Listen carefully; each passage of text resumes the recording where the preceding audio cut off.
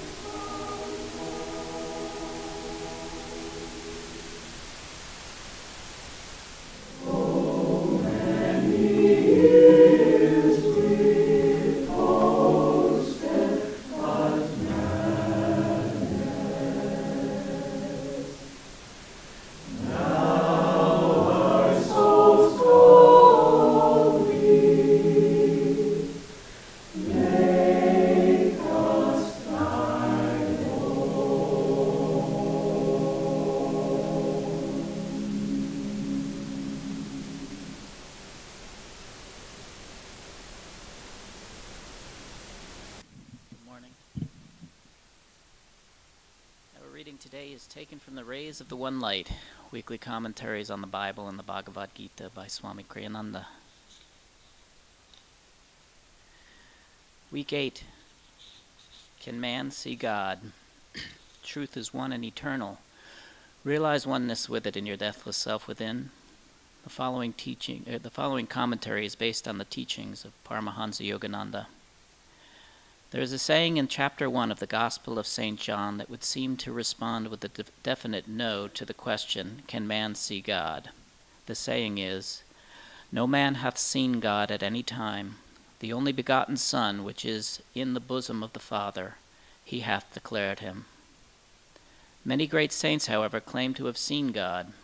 If we ask then, can God be seen rather than can man see God? The answer is yes, else those saints lied. And the scriptures themselves lied. For Jesus also said, blessed are the pure in heart, for they shall see God. The point is, it is not man, this human body, these human eyes, that sees God. God can be seen only with spiritual vision, with the eye of the soul. As the Bhagavad Gita puts it in the 11th chapter, thou canst not see me with mortal eyes. Therefore I now give thee sight divine. Behold my supreme power of yoga. With these words, Hari, the exalted Lord of Yoga, revealed himself to Arjuna in his infinite form. Paramahansa Yogananda, in Autobiography of a Yogi, describes the supernal experience in words more readily comprehensible to modern minds than the poetic phraseology of Bhagavad Gita. The chapter, An Experience in Cosmic Consciousness, is one of the most inspiringly beautiful in all mystical literature. Here is a brief excerpt. An oceanic joy broke upon calm, endless shores of my soul. The Spirit of God, I realized, is exhaustless bliss. His body is countless tissues of light. I saw the divine dispersion of rays pour from an eternal source, blazing into galaxies, transfigured with ineffable auras. Again and again I saw the creative beams condense into constellations, then resolve into sheets of transparent flame. By rhythmic reversion, sextillion worlds passed into diaphanous luster. Fire became firmament. I cognized the center of the Empyrean as a point of intuitive perception in my heart. Irradiating splendor issued from my nucleus to every part of the universal structure. The creative voice of God I heard resounding as Om, the vibration of the cosmic motor. This, so the great masters aver, is what God is. And this also, they insist, is what we are in our deepest reality. Thus, through Holy Scripture, God has spoken to mankind. Om, Om, Om. Really nice to see you all here. You are as much a part of this as I am. I get to stand up here in my white robe. But this experience we have every Sunday is definitely a group experience. We're all part of it. Thank you for coming. This reading is fun. He just refers in the reading to the Bhagavad Gita where Krishna gives Arjuna sight divine. And it's quite a long passage if you go to the Gita and read that. I'm going to read you just a little part of it. And this is from Swami Kriyananda's translation. After Arjuna is describing what he sees.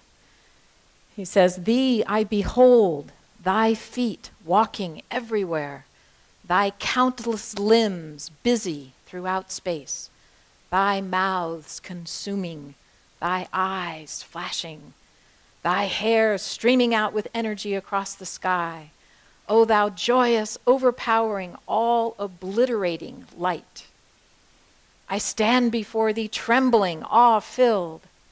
Egos, karmas, desires, ambitions, victories, all rush toward thee for reabsorption in thy bliss, or else soon crumble into wasted dust. So do the rushing rivers of innumerable lives flow, impetuously, blindly, to thy sea. Moths drawn to a flame, there perish. So do human lives, drawn by ambition, ever hopeful, but ever doomed to devastation. The fog of passion obscuring them from truth. Then he says, overjoyed I am by this cosmic vision, never before beheld. Yet, I confess, my mind is not free from terror. Be merciful to me, O Lord of gods and shelter of the world. Show me thyself once again in thy limited human form. I confess, I'm a lot like Arjuna.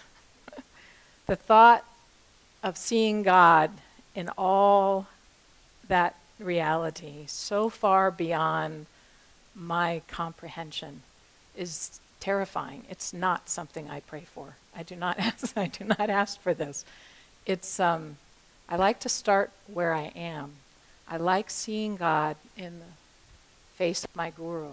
I like seeing God in the faces of my friends, in the beautiful little blossoms that are coming up now and starting to open, in the beautiful spider web covered with frost and dew, in the sweet sound of laughter of my children, of my friends, when we have community meals at our Living Joy Center in our community. I sometimes just sit and listen to the sweet sound of voices that are uplifted and are kind and are just full of joy.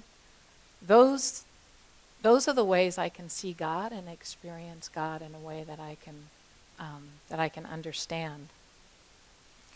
And then in meditation, there's this sweet spot of getting deep into stillness, where it's so still it feels like everything has stopped, but then everything has come alive at the same time. And that's another way of seeing God and experiencing God. But those are just little glimpses that we all have, that we all can have. And as we try to look for those, we can see them more frequently. But it's just like a little doorway that's opened, and then it shuts again because we're stuck in traffic, and somebody thinks it's okay to block the intersection, and we have a lot of other moments where we're not seeing God.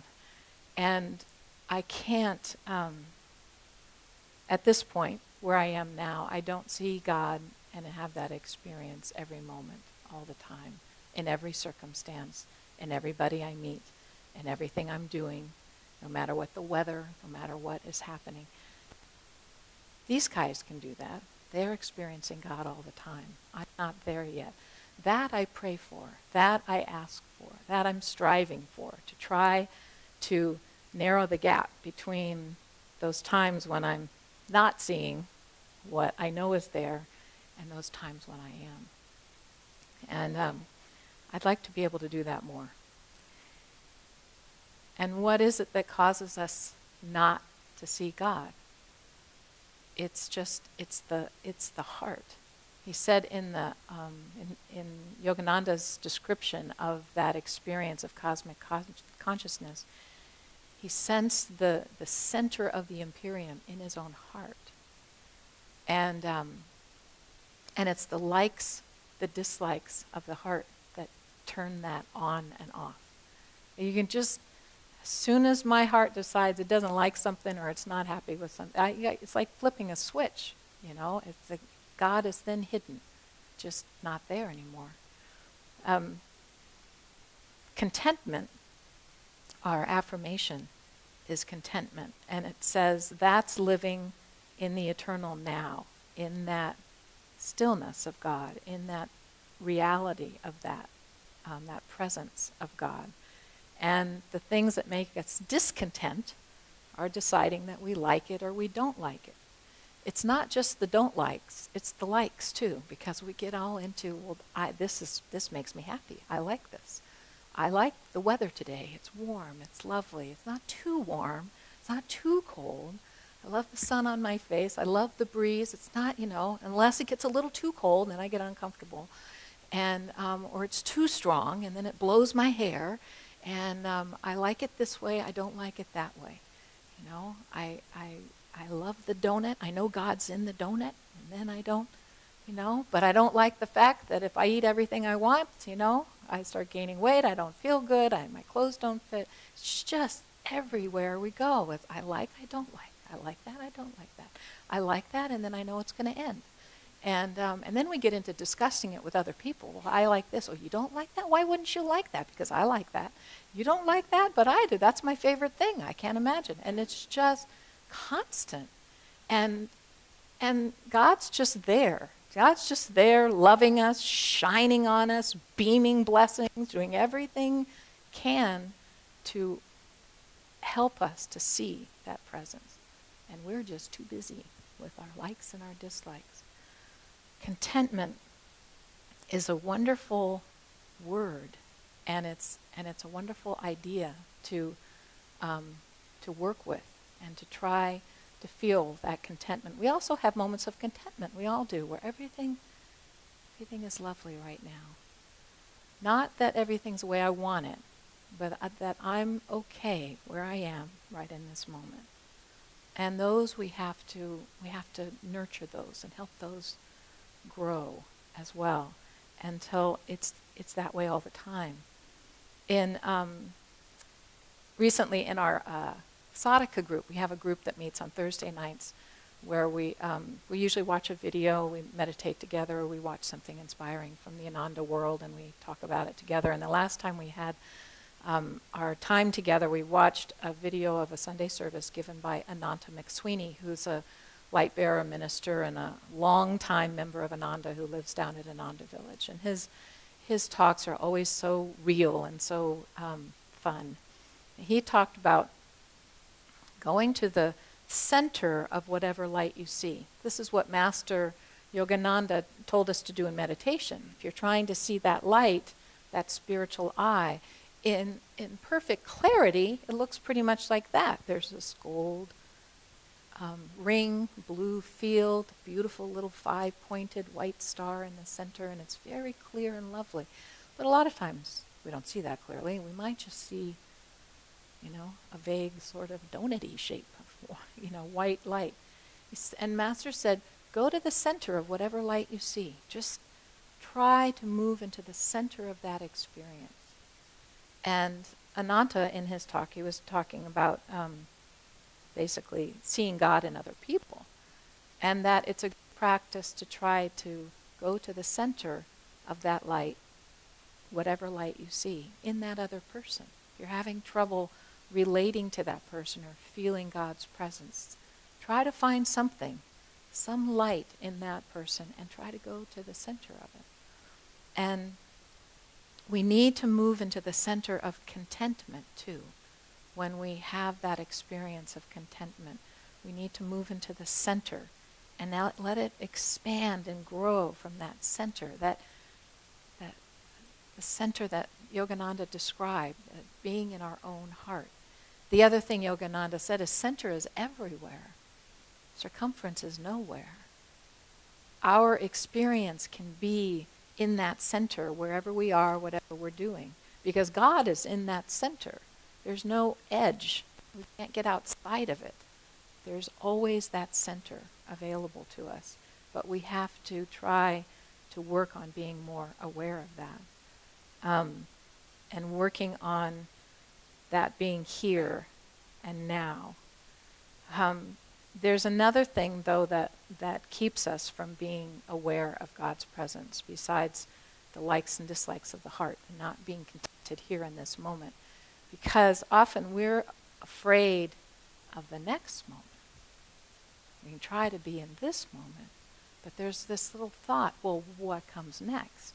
This is okay, I'm okay right here, but maybe I won't be okay in the next moment. It's because we don't see it. They see it.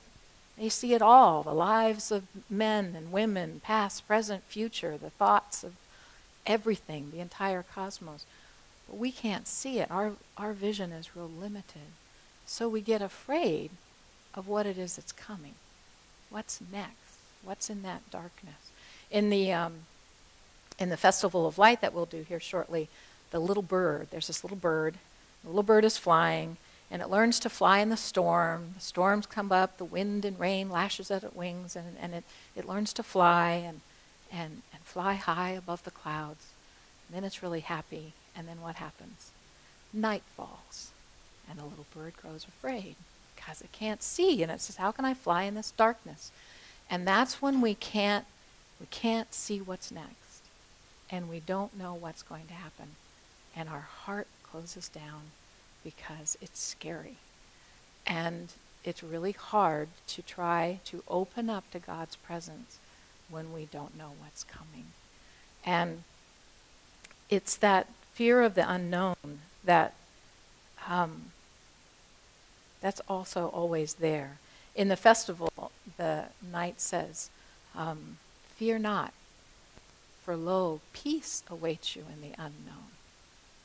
And I can say that to you. I can say that to somebody else. Don't be afraid. Peace awaits you. It's going to be all right. But when it comes to me, peace? Maybe not. Maybe there's something else besides peace that awaits me in that unknown.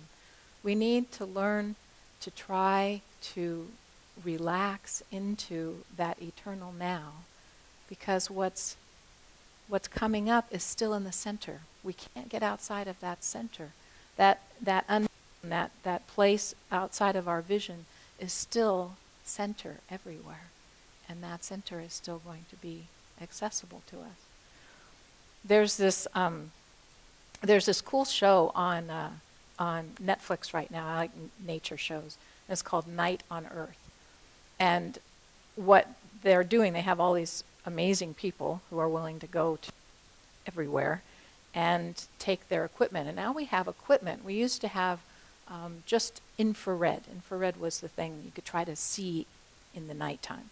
Now we have amazing technology, all kinds of cameras and equipment that can see at night, low light cameras and heat detection cameras, and still using infrared and a whole lot of stuff that I don't even know, that you can go into the night where there's no light and you can see.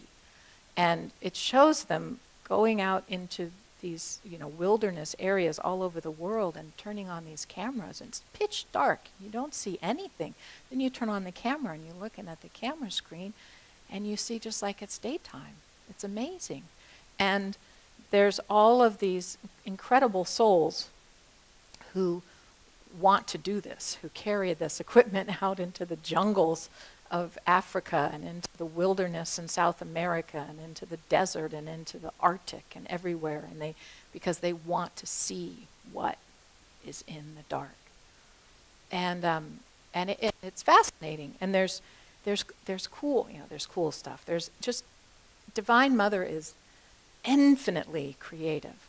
And what Yogananda said is that the reason nature is so varied in this expression, it's a lesson for us. It's to tell us how Divine Mother has this endless creativity and this endless expression. It's just infinite ways that we can see God and we can experience God. So there's these, I have to tell you a couple of them. There was this one scene, they were in the desert, at nighttime in the desert, and a lot of the animals come out at night in the desert because it's so hot during the day. So they see all these animals, and it shows this scorpion come out of the sand, this total white, like albino white scorpion with its big, hook, and it's big, and it's crawling around. And then it shows this little mouse come out, this little cute little fuzzy mouse that comes out. And of course, your first thought is, oh no, because they always, the thing about nature, naturalists and biologists and all out there in the world, they're always showing us all the things we don't want to see, poor little mouse. I'm thinking, oh no, little mouse. Well, the next scene is the mouse attacks the scorpion. And the mouse attacks the scorpion, and this particular mouse, I don't remember what kind of species, this particular mouse apparently has like antitoxin in its veins already, because it would die with one sting from the scorpion. So it attacks the scorpion and kills the scorpion and takes it home for dinner. And it's just, wow. And then like a lion, it shows this little mouse, it's taken home, it's eaten the scorpion, and then it sings like a lion roaring, and they're like, look what I did. And I've never seen a mouse do this. This little mouse is like, wow, with its mouth open, and it's declaring its victory, to all the rest of its little desert creatures out there, It's just, Divine Mother, just when you think you've kind of got it figured out, it goes the other way. And then it showed another scene in the desert of these big, huge cactus, the big saguaro cactus, I think they're called. They're really tall, and they have these big blossoms on them that are like huge.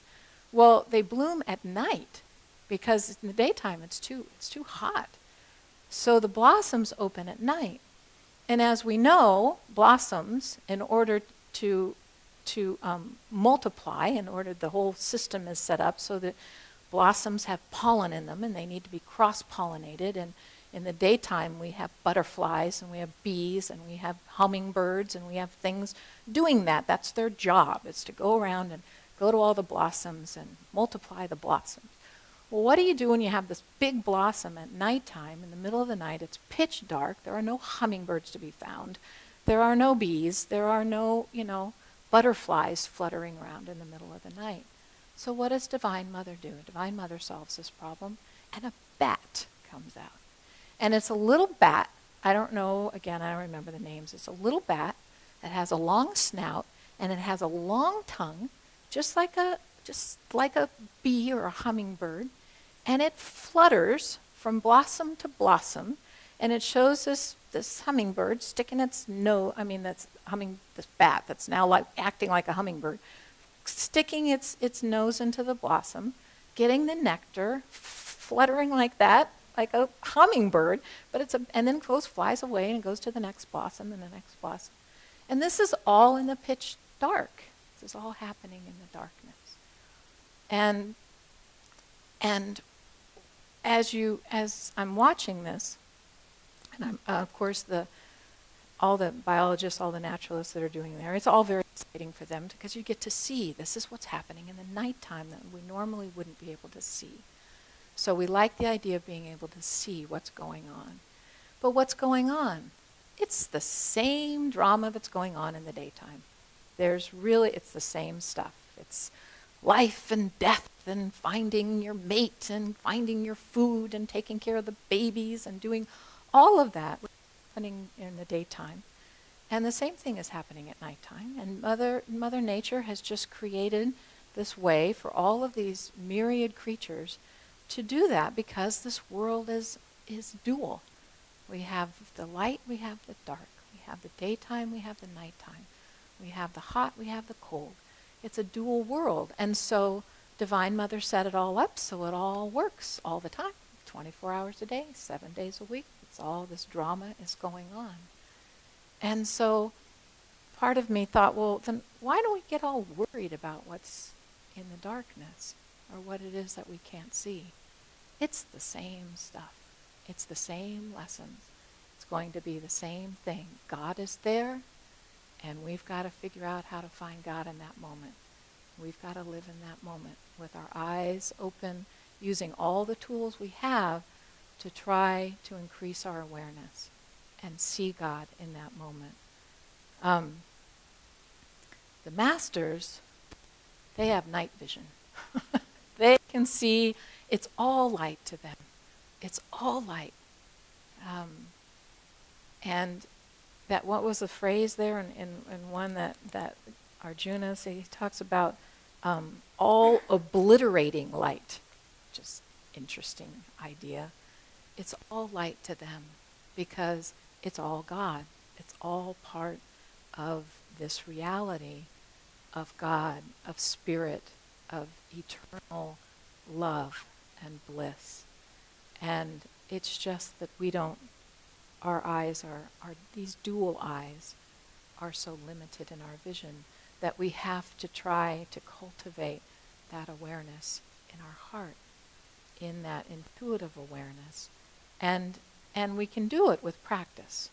We can do it with concentrated effort of constantly looking for that light. And whatever light you see, what would you do if you were in the jungle in the dark and you couldn't see anything and there was a little bit of light somewhere?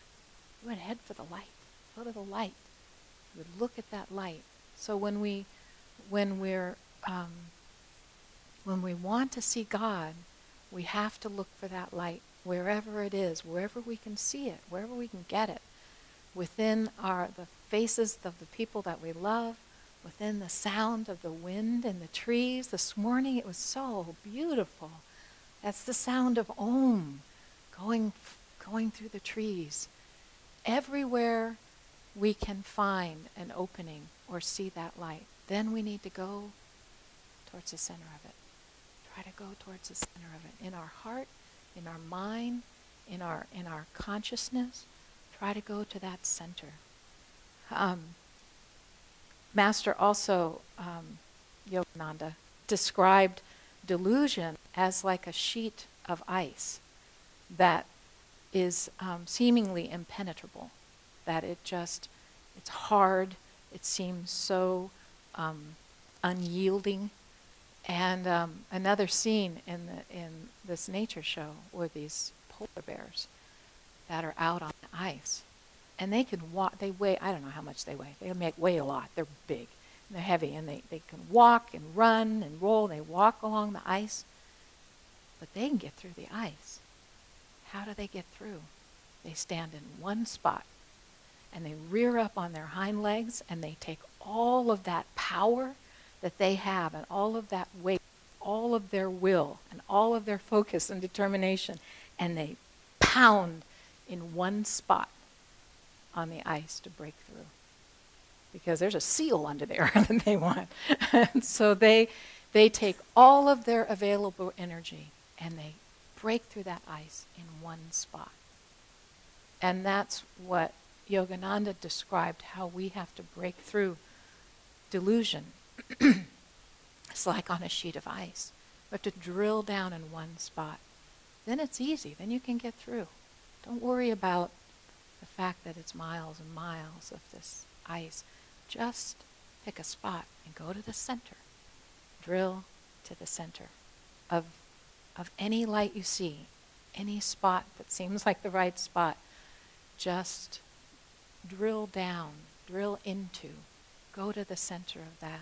And that is sight divine.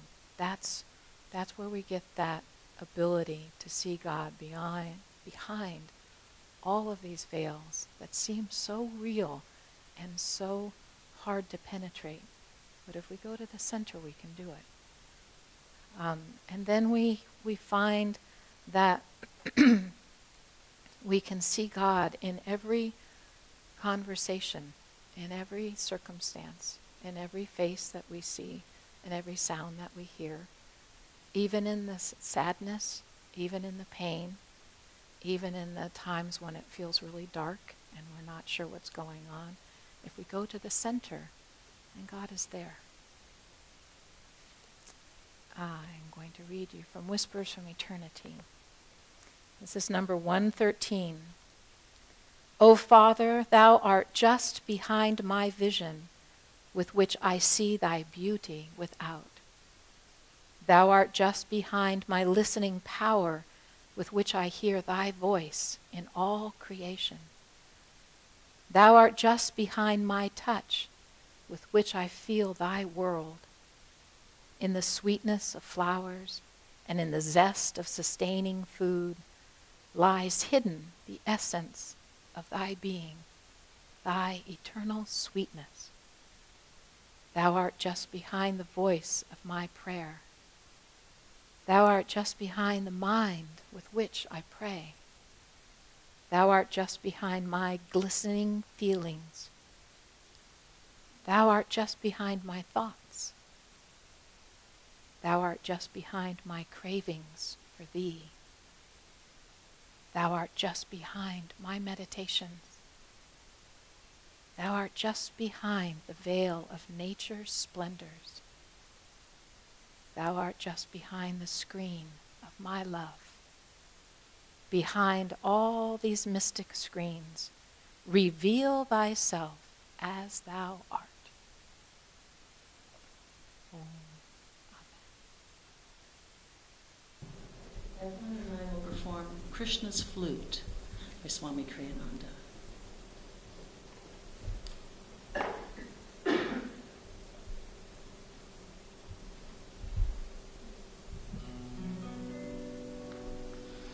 I've heard your flute high on a cloud. Your call I can't resist. Oh, let me come and play with you. We'll scatter music with the dew and sound the morning mist. I've heard you piping on a hill, all else I've set aside. Oh, let us dance the mountain peaks. We'll skip with breezes on the creeks and soar the valleys wide.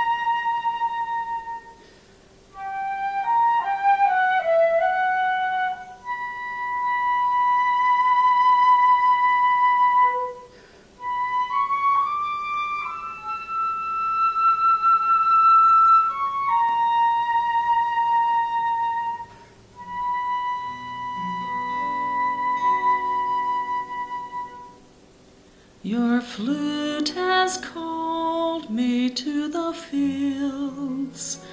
Now I've no place to live.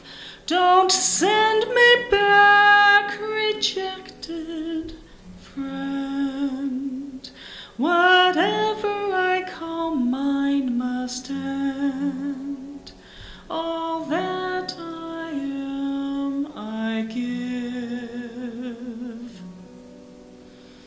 I hear your call in every tree, in every flower and stream, and sweetest melody of all, a song that heaven's joy recalls. Here in my heart you sing.